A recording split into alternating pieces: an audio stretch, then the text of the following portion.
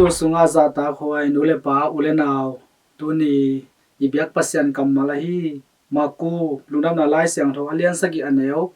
khat panin somne thumna sung ilungai khom ding hi lunam na lai siang tho maku alian sagi aneo khat pan somne thumna sung yat chang ina athupi ma thu namni imu thai hi bangle bang hiam chile apolam sian tho na le asung lam sian tho na apotham sian tho lo na le asung lam siang tho lo na china thu nam ni imu the hi frase te la lai siang tho siam pol khat te in to pa jisu kyanga bang hangin nanung zui te in pu pa te ngei na zui lo in khut nin to an ne a hi hiam chin dong hi toile pu pa te ngei na zui na in siang tho na ong piamo a hi kele jesu christu a hi pasyan ngei na zui na in siang tho na ong pia chi thu tu ni na lungai khop ding thu pi ma ka sa hi ei catholic christian thu zui te in christu hangin christu sunga asyang tho mi nam te i hi u hi chi thu tu ni na athak ina phok chan ni to hi mani na siang tho na khem pe to akidim hoi na khem pe wang let na khem pe anei pa jesu christu zia le tong christu ngei na bekin eite gum na honga sakhi chi thu pen athupi pen ai hi ming ten mo sang na dinga akhun pu pa ngei na achi te sangin mi hing te mo mai na dinga hong ki pia ama thu kham nang le nang na ki bangin na veng te na itin chiang vai kha itopa jesu christu I thu piak te izui jok ding thu pi hi tuni lungdam na lai siang tho sunga pu pa ngei na te akiblet ma hi freshe te le lai siang tho siam ten bahang in nanung zui te in pu pa te ngei na zui lo in khut nin to an ne hi hiam china na dong se u hi bahang hiam chile asia pau hi to pa jisu amo sak no man bek ko hi nung zui pi te amo sak u sang ina amau te I to pa sia pa hi christu to pa amo sak na u hi zo hi to pa isun amau te kyanga mi hoi akinai khem no te thu lai siang thawa tel takin hi bangin na gen khol zo hi mi te in amu ku to ke hong pa toy wa a hi zongin alung tang u ke to ki gam la hi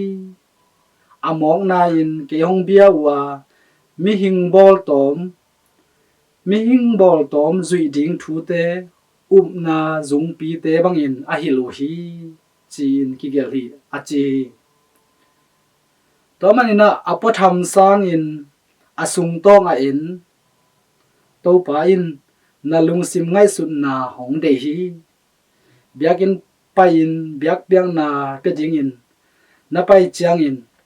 nikten puan sil a hoi asyang tho ding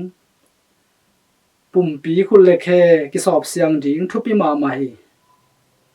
to sanga thupi zo in lung sim tak pi to ama I biak I pai ding thupi zo la hi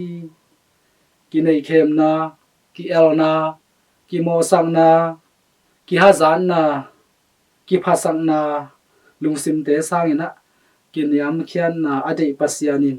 na lungsim tong hongmuin hongthei pasiana hi toy manina siang tho na tak le thuman dik na tak in pasian thu kham to ki tuak lungsim siang tho sungpan hong piang khia hi apolam mi hingte pilona mi hingte zia le tong pan hiloin pasian thu piak ngeina hi zo hi tua hi in freshe te le lai siang tho siam te bangina mi te mo na azong mi te amo sak hi zoloin mi te mo na amai sak mi te thenem na te atel siam zo le pasian amuang pasian tak tak pasian de na banga zui ding a han cham te hi sem na ding na tuni na thu pi hi to bai su na Moses in na nu le na pa na za ta in anu apa again se mi pe ma si tak tak ding hi achi ai zong ina no te ina ke tung pa na nga dingu hu na te korban pasian a ding a ki ap savan hita hi na chi wa tua chang ina anu te apa te a ding bang ma hi sak ding ki sam non lo hi na chi u hi toina biak na le ngei na na le ngei na i biak i pasian i pasian zia le tong te sang ina ei mi hing i ngei na mi hing i phua tom ai ke le mi hing i dei banga kai thule la te ile sak zo ka i ul tung tuang sak zo le ete i biak piang na i pasian i na i mon na i na tu ni na fresh te le lai sang ro siam te ma bang ina ete lung sim a hi na te tu ni na hong suak ding hi toy man ina ete biak na ete i na ina i ngei na a hoi lo te tunga aul agwal zo le ul tung tuang zo hi sak zo na ding ina mi mal kim khat chat i biak pasian in thu pha hong pe ta hen amen